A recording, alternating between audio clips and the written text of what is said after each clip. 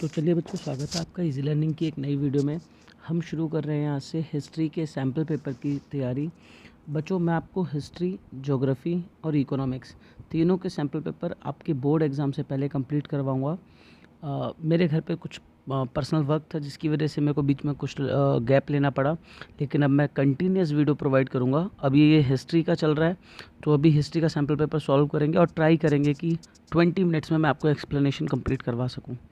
ठीक है बच्चों, आप वीडियो को चाहे डाउनलोड करके देख सकते हैं, 1.5 की स्पीड पर लगा के देख सकते हैं। आप अपने टाइम के, अपनी सूटेबिलिटी के अकॉर्डिंग वीडियो की स्पीड बढ़ा सकते हैं। ठीक है, बिना किसी देरी के अब हम शुरू करते हैं अपने टॉपिक को।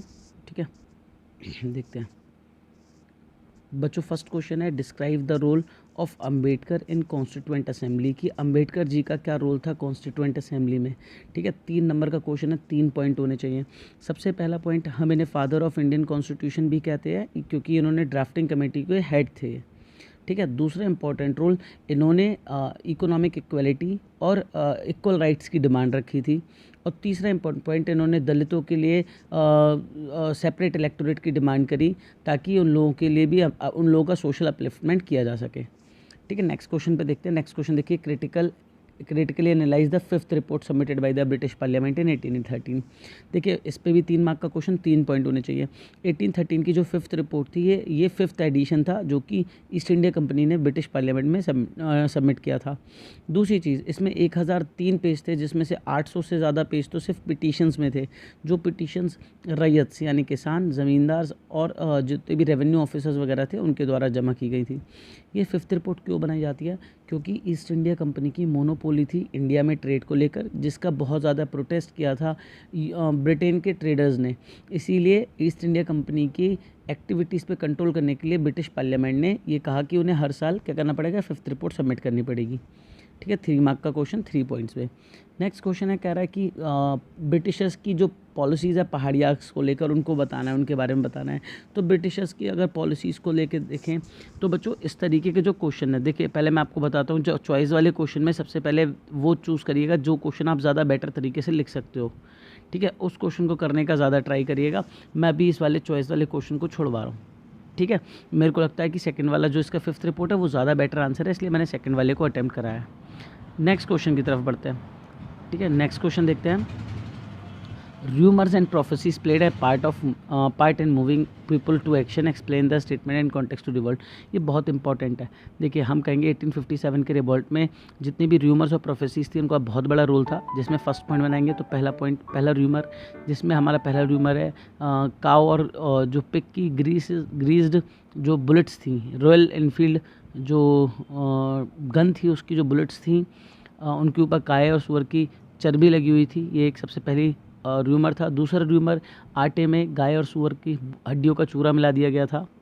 ऐसा इसलिए ताकि लोगों के मन में ये चल रहा था कि जो ब्रिटिशर्स हैं वो उन्हें क्रिश्चियन बनाने की कोशिश कर रहे हैं, उनका धर्म परिवर्तन करने की कोशिश कर रहे हैं। और तीसरी प्रोफेसी, ये भविष्यवाणी ये थी कि माना जा रहा था कि 23 जून 1757 बैटल ऑफ प्लासी के जस्ट 100 साल बाद ईस्ट इंडिया कंपनी का जो तख्ता पलट हो जाएगा, ये प्रोफेसी थी। इस सब की वजह से लोगों ने बढ़ चढ़कर 1857 के रिवोल्ट में पार्टिसिपेट किया। ठीक है, नेक्स्ट क्वेश्चन की तरफ बढ़ते हैं। नेक्स्ट क्वेश्चन देखिए, why have many scholars written the months after the independence as being Gandhi ji final stars. कि कुछ स्कॉलर्स हैं जिन्होंने आज़ादी के बाद के महीनों को गांधी जी का फाइनल स्टार बोला। ऐसा क्यों? देखिए, गांधी जी जब देश आज़ाद हुआ उस समय पर किसी भी तरीके के सेलिब्रेशन में पार्टिसिपेट नहीं किए, इवन वो दिल्ली में भी नहीं थे। उन्होंने आज़ादी के जस्ट बाद में 24 घंटे का व्रत रखा, फास्ट पे चले गए। इसके बाद आज़ादी के जस्ट बाद में उन्होंने सोशल वर्क को ज्वाइन कर लिया। ऐसे लोग जिनका बंटवारे की वजह से जो अपनी जगह को छोड़ गए थे, जिन्होंने सफरिंग करी थी, काफ़ी ज़्यादा सफ़र किया था, पीड़ाएँ झेली थी, उन लोगों की सफरिंग को कम करने की कोशिश करी।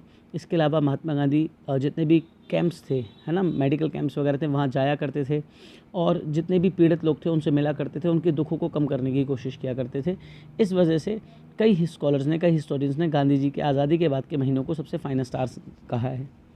नेक्स्ट क्वेश्चन की तरफ बढ़ते हैं। देखिए, 6 मार्क क्वेश्चन है, तो 6 मार्क में एटलीस्ट 6 पॉइंट्स होने ज़रूरी है। ठीक है, 6 पॉइंट्स लिखिए या 4 पॉइंट्स को एक्सप्लेन करके लिखिए। आते हैं फर्स्ट क्वेश्चन को देखते हैं। Describe the role of any 6 prominent leaders of north India who fought against the British revolt. देखिए, 6 कोई भी लीडर के बारे में बात कर रहा है, तो आप इसमें कोई भी 6 लीडर के नाम बता सकते हो, जैसे कि अगर हम बात करें तो सबसे पहले तो झांसी से किसने लीड करा, उसके बाद कानपुर से किसने लीड करा, लखनऊ से किसने लीड करा। लखनऊ से लीड करने के बाद हम ये लिख सकते हैं, ठीक है, जो हमारे बिहार में, ठीक है, तो बिहार से किसने लीड करा था। तो ऐसे अलग अलग तरीके के जो लीडर्स थे जिन्होंने लीड करने का काम किया था उनके बारे में जानेंगे।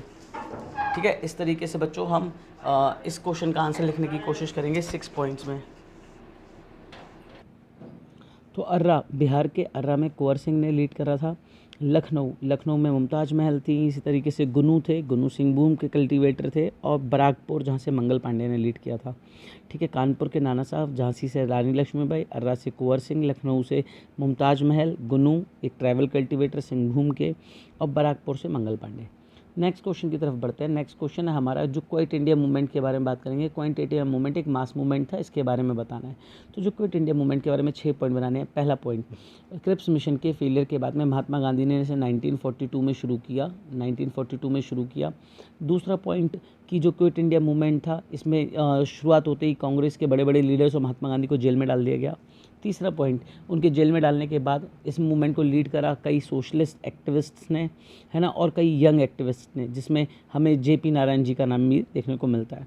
अगला पॉइंट होगा कि इसमें कई इंडिपेंडेंस गवर्नमेंट बना ली गई थी कई अलग अलग डिस्ट्रिक्ट्स में। इसके अलावा सरकार के सिंबल समझे जाने वाली हर एक चीज़ के ऊपर अटैक किए गए। स्ट्राइक्स पूरे देश में चली अलग अलग जगहों पर। इसके अलावा औरतों ने बढ़ चढ़ के इसमें पार्टिसिपेट करा, जिसकी वजह से ये हमारे देश का सबसे बड़ा मास मूवमेंट बना। नेक्स्ट क्वेश्चन है 7th। मैं चॉइस का क्वेश्चन छोड़ रहा हूँ, ठीक है, मैंने 7th क्वेश्चन पे जाता हूँ। अबुल फजल ने सुलह कुल को किस तरीके से डिस्क्राइब करा। 6 मार्क्स का क्वेश्चन है, ठीक है, ज़रा ध्यान से समझिएगा। 6 मार्क्स का क्वेश्चन है, इसलिए इसका आंसर लिखना एक थोड़ा सा ट्रिकी पार्ट हो जाएगा। समझते हैं सुलह कुल के बारे में। देखिए, सुलह कुल की शुरुआत अकबर ने की थी, पहली बात। दूसरा पॉइंट, सुलह कुल के समझाते हुए अबुल फजल ने कहा कि ये अकबर के टाइम का एक कॉर्नर स्टोन था, या अकबर के समय की सबसे इम्पॉर्टेंट प्लेस थी जहाँ पर पॉलिसीज़ को फॉर्म किया जाता था। दूसरा पॉइंट। तीसरा पॉइंट, यहाँ पर अलग अलग कम्युनिटी या अलग अलग धर्मों के लोग आके बैठते थे जो आपस में डिबेट करते थे, लेकिन उनके बीच में एक ही कंडीशन थी कि इनमें से कोई भी अथॉरिटी का विरोध नहीं करेगा। चौथा पॉइंट, सुलह कुल में जो बेसिकली मेन लोग थे यानी नोबिलिटी थी, उसमें ईरानी, तुरानी, डेक्कनीज, राजपूत और अफगान्स थे। पाँचवा पॉइंट, अकबर ने यहाँ पर जितनी भी वो डिबेट सुनता था उसी के बेसिस पर जनता के वेलफेयर के लिए पॉलिसीज़ बनाने का काम किया करता था।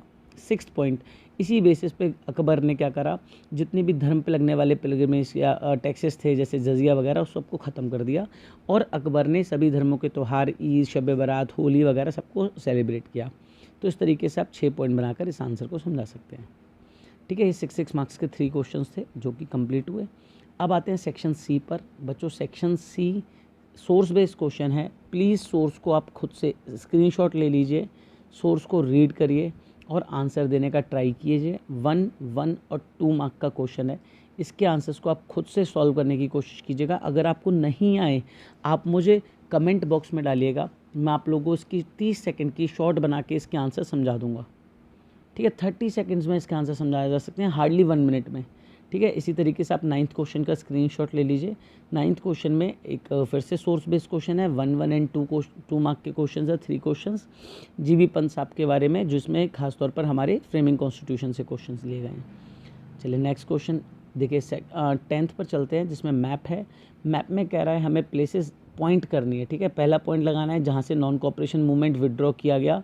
दूसरा वहाँ जहाँ पे इंडिगो, इन दोनों में चॉइस है, कोई एक करना है। ठीक है, तो कैसे करेंगे ज़रा उसके बारे में समझते हैं। देखिए, मैं आपको दिखाता हूँ। 2 चीज़ें पूछ रहा है, यहाँ पर आ जाओ। अगर यूपी में चले गए और बॉर्डर के पास पॉइंट लगा दो तो ये हो जाएगा पॉइंट जो कि है हमारा चौरी चौरा, जहाँ पर नॉन कोऑपरेशन मूवमेंट को बंद किया गया। और बिहार में इसी के सामने पॉइंट लगा दो तो ये पॉइंट हो जाएगा बच्चों, ये है हमारा चंपारण, जहाँ से नील की खेती शुरू हुई। दूसरा कह रहा है हमसे, इसके बाद देखिए ज़रा, इसी में हमसे कह रहा है नेक्स्ट, इसी मैप में एक प्लेस है जहाँ पर 1857 का रिवोल्ट सेंटर रहा है। आपको पहचानना है कौन सा सेंटर है। ठीक है, तो देखिए पॉइंट ए को अगर आपने पहचान लिया कि यूपी का वो हिस्सा जो MP में एम्बेडेड है, तो वो हिस्सा कौन सा है, वो है झांसी। अगर आपने जगह पहचान ली फिर तो आप आसानी से कर लोगे, झांसी। ठीक है। तो हमारा सैम्पल पेपर पूरा का पूरा कंप्लीट हुआ बच्चों। हार्डली 10 मिनट्स में मैंने आपको सैम्पल पेपर कंप्लीट कराया। अगर आपको कुछ भी अच्छा लगा, आपको लगा क्वेश्चन के आंसर ईजी हो गए, तो प्लीज़ वीडियो को लाइक कीजिए, अपने दोस्तों के साथ में शेयर कीजिए, और जिसने भी सब्सक्राइब नहीं किया प्लीज़ चैनल को सब्सक्राइब कीजिए। बच्चों मुझे बोर्ड के एग्ज़ाम से पहले चैनल मोनेटाइज करवाना है, प्लीज़ मेरी हेल्प कीजिए ताकि मैं आप लोगों की मदद कर सकूँ। इसी तरीके से मिलते हैं बच्चों नेक्स्ट वीडियो में।